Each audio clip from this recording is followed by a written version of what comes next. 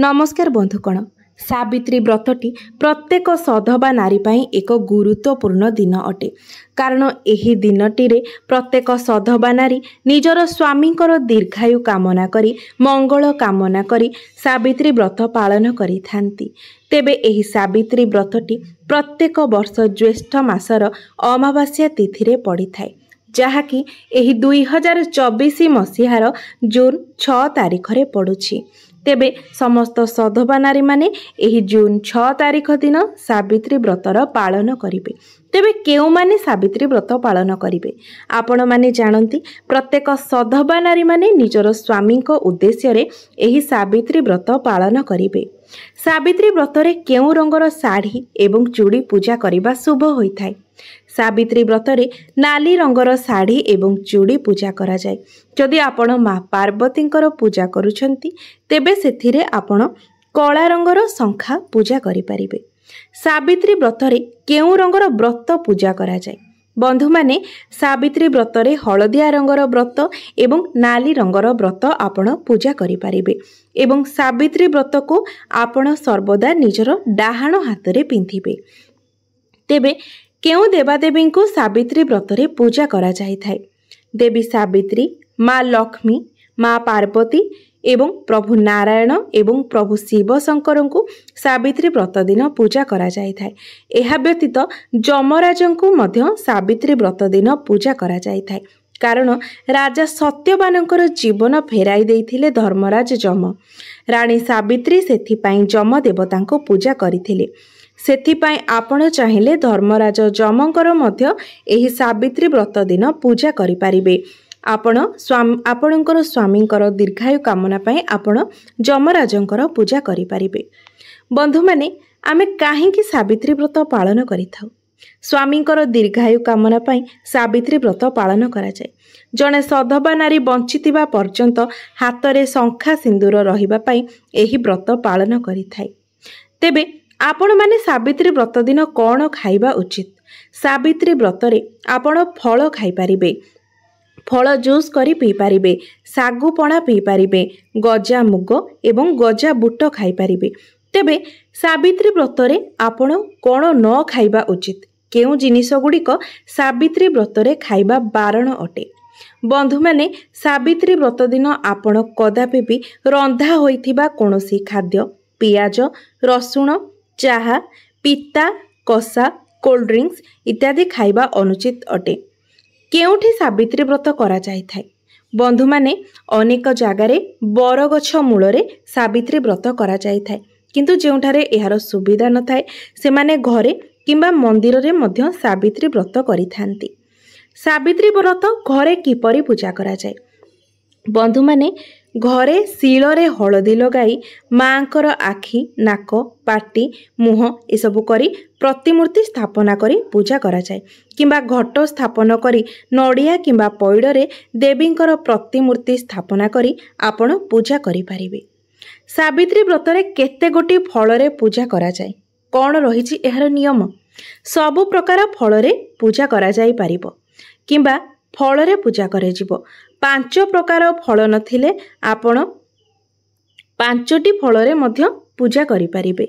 सावित्री व्रतरे कौन कौन जरूरी होई थाए?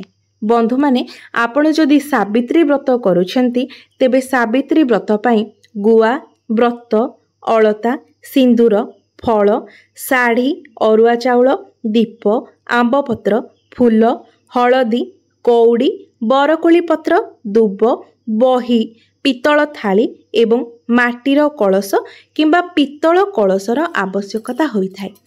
सावित्री व्रतरे केतोटी गंठी रही थाए? सावित्री व्रत दिन सावित्री व्रत प्रत्येक महिला माने धारण करिथांती, प्रत्येक सधवा नारी माने।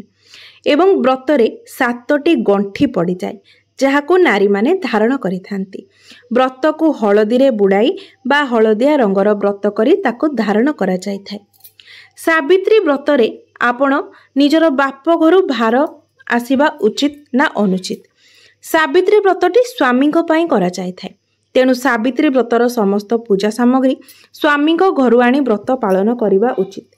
निजर बापांकर सामर्थ्य ठारू अधिक जदि आपण तांको कष्ट दे ସାବିତ୍ରୀ ବ୍ରତ ପାଳନ କରୁଛନ୍ତି ତେବେ ସେଥିରେ ଆପଣଙ୍କର ସ୍ୱାମୀଙ୍କର ଅମଙ୍ଗଳ ହୋଇଥାଏ। ଯଦି ଆପଣଙ୍କର ବାପଘର ଲୋକଙ୍କର ସାମର୍ଥ୍ୟ ଥାଏ ଏବଂ ସେମାନେ ସ୍ୱ ଇଚ୍ଛାରେ ନିଜ ଖୁସିରେ ଆପଣଙ୍କୁ ଭାର ଦେଉଛନ୍ତି ସେଥିରେ କୌଣସି ଅସୁବିଧା ନଥାଏ। ମାତ୍ର ଯଦି ଆପଣଙ୍କର ବାପଘରର ସାମର୍ଥ୍ୟ ନଥାଏ, ସେମାନେ ଅନେକ କଷ୍ଟ କରି ନିଜ ଉପରେ ଅନେକ ଚିନ୍ତାର ଭାର ଦେଇ ଆପଣଙ୍କୁ ସାବିତ୍ରୀ ଭାର ଦେଉଛନ୍ତି ଏବଂ ଆପଣ ସେଥିରେ ନିଜର ସ୍ୱାମୀଙ୍କ ପାଇଁ ପୂଜା କରୁଛନ୍ତି, ତେବେ ଏହାଦ୍ୱାରା ଆପଣଙ୍କର ସ୍ୱାମୀଙ୍କର ଅମଙ୍ଗଳ ହୋଇଥାଏ। ତେଣୁ ସର୍ବଦା ଚେଷ୍ଟା କରନ୍ତୁ ଆପଣଙ୍କର ବାପଘର ଉପରେ କୌଣସି ପ୍ରକାର ଭାର ନ ଦେବା ପାଇଁ। ନିଜ ସ୍ୱାମୀଙ୍କ ପଇସାରେ ଆପଣ ଯେତିକି ହେଲା ସେତିକିରେ ହିଁ ସାବିତ୍ରୀ ବ୍ରତ ପାଳନ କରନ୍ତୁ।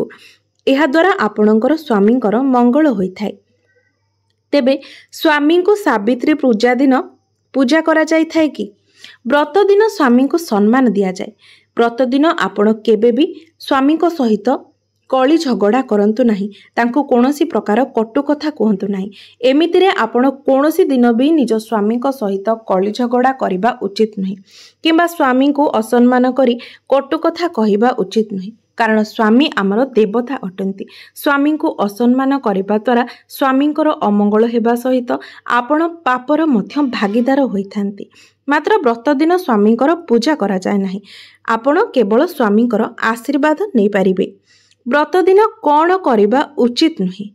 ବ୍ରତ ଦିନ ଆପଣ ସ୍ୱାମୀ ସ୍ତ୍ରୀ ଶାରୀରିକ ସମ୍ପର୍କ ରଖିବା ଅନୁଚିତ ଅଟେ। ହାତରୁ ଚୁଡ଼ି କାଢ଼ିବା ଅନୁଚିତ ଅଟେ। ଗୃହରେ କୌଣସି ଗୁରୁଜନମାନଙ୍କୁ କଟୁ କଥା କହିବା କିମ୍ବା କାହାକୁ ଅସମ୍ମାନ କରିବା ମଧ୍ୟ ଉଚିତ ନୁହେଁ।